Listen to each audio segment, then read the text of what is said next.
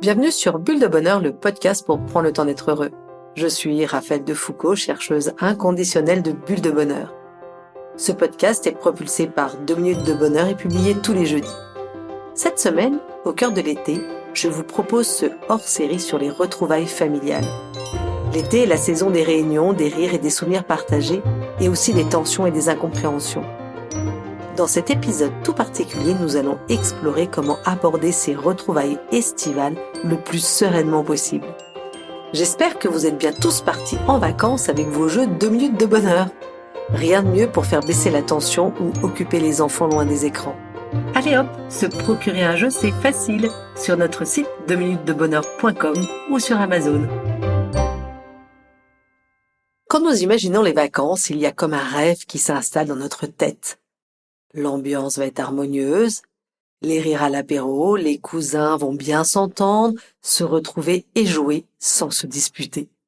En quelque sorte, nous imaginons un moment suspendu dans le temps, léger, joyeux et détendant. Et quand les vacances arrivent, chacun arrive avec plein de bonne volonté et aussi ses propres limites, sa propre histoire, ses soucis, sa fatigue. Une fois que tout le monde s'est redécouvert, des petites pointes d'agacement commencent à faire surface. On se surprend à penser que la belle-sœur prend vraiment beaucoup de place dans les conversations, ou que le petit cousin n'a pas toujours une bonne influence sur mes enfants, que les ados chahutent jusqu'à pas d'heure, et les petits levés aux aurores, ou bien encore que les parents ont cette fâcheuse tendance à mettre plus en valeur tel ou tel gendre plutôt que mon mari. Ça y est, après avoir passé l'instant magique des retrouvailles, c'est un peu comme si tous les masques de fête tombaient pour laisser la place à la réalité. Et là, voilà la place à la déception. Vous savez, cet écart entre la réalité et ce qu'on avait imaginé.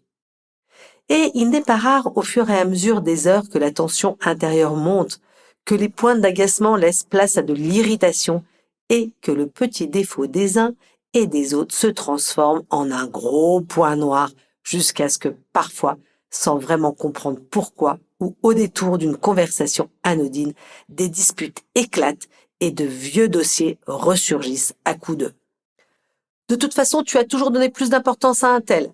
Et puis, tu t'occupes toujours plus des enfants de ma sœur que des miens. » Ou bien encore « À mon frère préféré, tu restes toujours vissé sur ta chaise et en plus, tu ne ranges jamais rien. » Et à ce moment précis, les retrouvailles qui avaient pourtant été rêvées, préparées, voire idéalisées, se transforment en un petit cauchemar. Le psychanalyste et pédopsychiatre Patrick Bensoussan, auteur de L'art d'élever les enfants imparfaits, nous met en garde.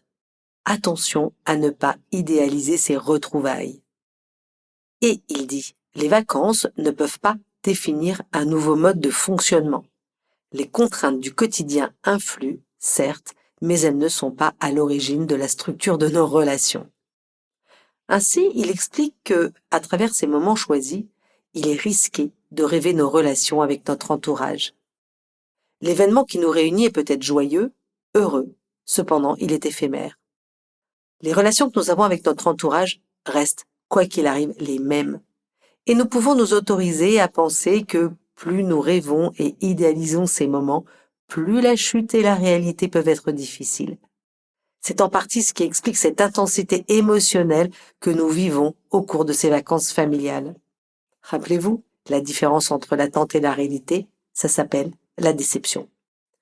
Patrick Bensoussan explique aussi que les comportements familiaux sont inchangés pendant ces moments. Le fonctionnement du couple, de la famille, existe en nous et à travers nous aussi, dans le transgénérationnel. La dynamique psychologique qui le sous-entend restera la même pendant cette période, si nous sommes dans une famille ou dans un couple qui se parle, partage des expériences, nous continuerons d'échanger. Mais si nous évoluons dans un couple ou dans une famille conflictuelle dans lequel personne ne se parle, que chacun conserve son petit précaré, les choses se passeront elles aussi de la même manière. Le fond sera toujours là, même s'il peut être tempéré. Oh là là, mais qu'est-ce que ça me chicote! Pendant les grandes vacances, nous nous réunissons toujours en famille autour des grands-parents. À chaque fois, nous sommes hyper joyeux de tous nous retrouver, Mais pourtant, systématiquement, patatras. Les petits défauts de ma belle-sœur ou de ma mère me mettent en tension.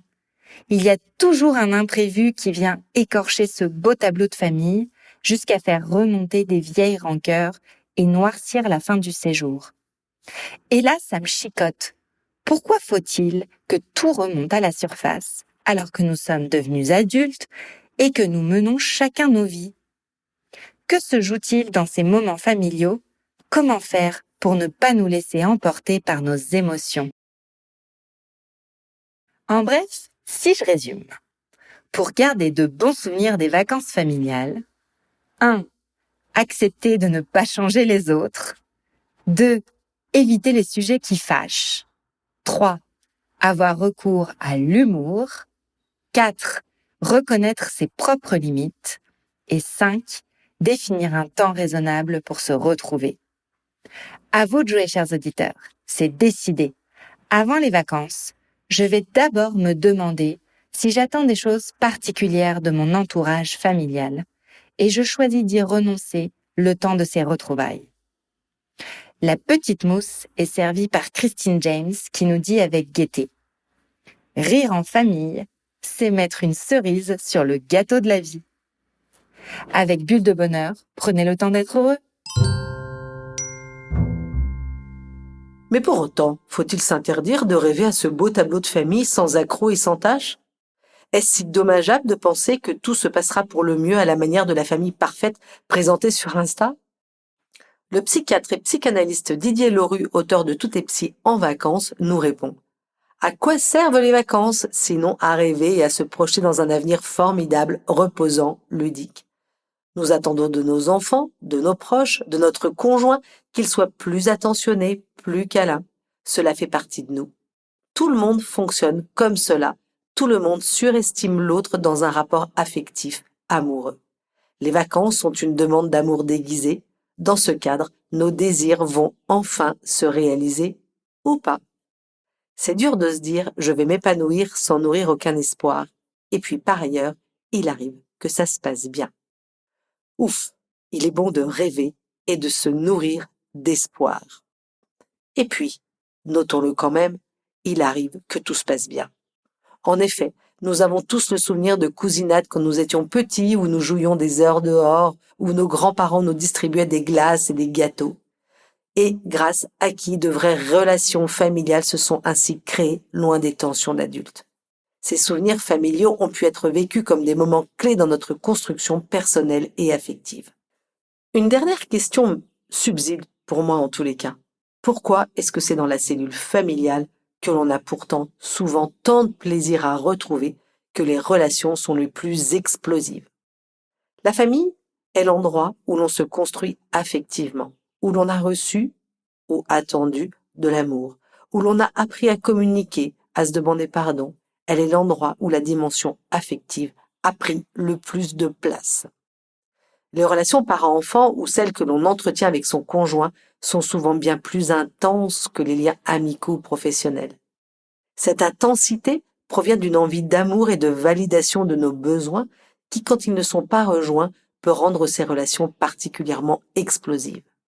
D'ailleurs, et vous l'avez sûrement vécu, nous ne réagirions pas de la même manière si c'est notre père, notre conjoint ou un ami, même un proche, qui se désintéresse totalement de mon nouveau boulot. De la part de notre famille, nous attendons, et légitimement, une reconnaissance sincère, une fierté à l'égard de nos réussites et un regard aimant qui nous soutient. Et lorsqu'il y a un manque de cette reconnaissance, qu'il soit réel ou perçu, ça c'est vraiment important, cela vient souvent réveiller des blessures d'enfance ou des problèmes d'attachement liés à la petite enfance. Vous pouvez aller réécouter notre épisode 153, Je suis sécure affectivement.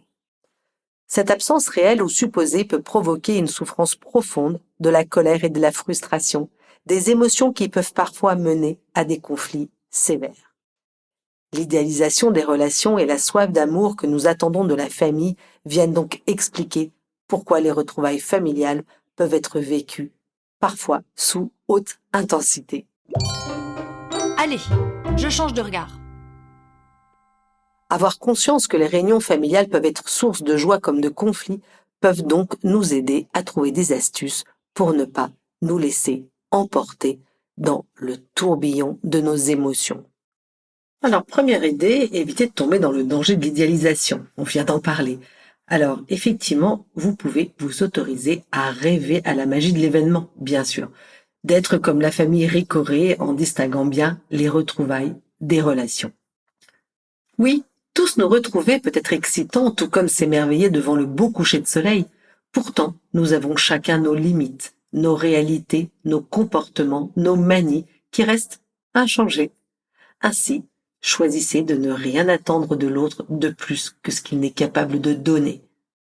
Nicole Prieur, philosophe et thérapeute familial, auteur de Petits règlements de compte en famille, conseille de se demander ce que l'on attend encore de sa famille, de quitter ses attentes d'enfants ou d'adolescents pour accepter ses proches tels qu'ils sont.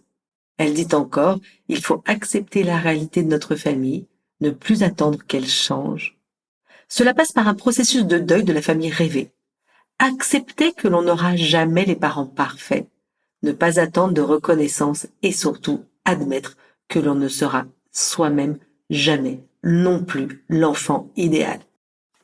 Vous pouvez donc décider, avant de rejoindre votre famille ou votre belle famille, de ne rien attendre de particulier, juste d'accueillir. D'éviter de vouloir qu'un tel change ses petits défauts, comme le frère un peu trop taquin, la nièce maladroite, le coup de grogne du beau-père ou les heures de déjeuner invariablement à 14 heures quand vous rêvez de buller pendant la sieste des enfants.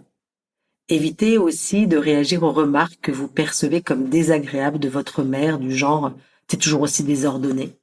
Et ainsi, acceptez de rejoindre chacun avec ses propres limites. Et oui, nous sommes tous imparfaits. Allez donc réécouter notre podcast 92, Être imparfait. Deuxième piste, comme ces moments sont toujours limités dans le temps, vous pouvez choisir de les vivre comme une trêve en évitant d'aborder des sujets brûlants et profiter de l'instant présent. Vous pouvez réécouter notre podcast 25. Que ce soit de manière politique, de religion ou d'éducation, il y a dans chaque famille des sujets de discorde qu'il est préférable de ne pas forcément aborder pour maintenir un bon climat. De plus, si vous choisissez de prendre du recul, une arme imparable est celle de l'humour. En pratiquant par exemple l'autodérision face à des remarques désobligeantes du type « Tes enfants se sont coiffés avec un pétard ce matin ?»« Ben oui, tout à fait, c'est la nouvelle mode, tu pourrais essayer, ça t'irait bien. » Si les autres peuvent vous agacer, reconnaissez aussi que vous avez aussi vos propres limites et vos imperfections. Osez les reconnaître, même si c'est pas forcément facile, et essayez d'être surtout attentif à être agréable aux autres. Choisissez aussi le temps que vous passez en famille. C'est une astuce qui permet de reconnaître votre capacité à absorber cette intensité familiale sur une échelle de temps. Vous pouvez par exemple définir un temps raisonnable selon vos propres capacités. Êtes-vous capable de rester 1 semaine, 2 semaines ou simplement 2-3 jours? Vous l'avez compris, nous connaissons chacun nos propres limites et nous pouvons ainsi fixer la durée de notre présence en expliquant posément. Cette année, nous viendrons 6 jours car nous partirons ensuite nous reposer entre nous car nous en avons besoin. N'en déplaise à belle-maman ou à maman, en lui expliquant ainsi, vous créez peut-être de la déception, mais pas de clash familial autour de la table. Même si on ne choisit pas sa famille, c'est un excellent lieu de ressourcement, un lieu d'apprentissage de l'amour et du pardon, de la vie en collectivité. C'est aussi le lieu où petits et grands s'enracinent et nous créons ainsi des liens durables dans le temps, et c'est juste fondamental pour notre bonheur. Et c'est en apprenant à trouver les astuces pour que ces retrouvailles se passent paisiblement que vous pourrez épuiser tous ces bénéfices. Allez, bonnes vacances! Et hop, je me lance. En bref, si je résume, pour favoriser un vrai travail en profondeur, 1. Mettez en place des routines et des rituels. 2. Préservez des vraies pauses. Et 3. Fuyez la superficialité. À vous de jouer, chers auditeurs. Cette semaine, la carte de 2 minutes de bonheur vous propose de dégager 1h30 de travail en profondeur dans votre agenda. Établissez un objectif précis et atteignable. Fermez toutes les sources de distraction et observez comment vous vous sentez après cette première expérience. Je laisse le mot de la fin, notre petite mousse, à Winifred Gallagher, dont je vous ai parlé dans l'épisode. La personne que vous êtes, ce que vous pensez, ressentez et faites, ce que vous aimez, est la somme de ce sur quoi vous vous concentrez. Avec Bulle de Bonheur, prenez le temps d'être heureux. Merci pour votre écoute. Si vous avez aimé, dites-le nous avec 5 étoiles.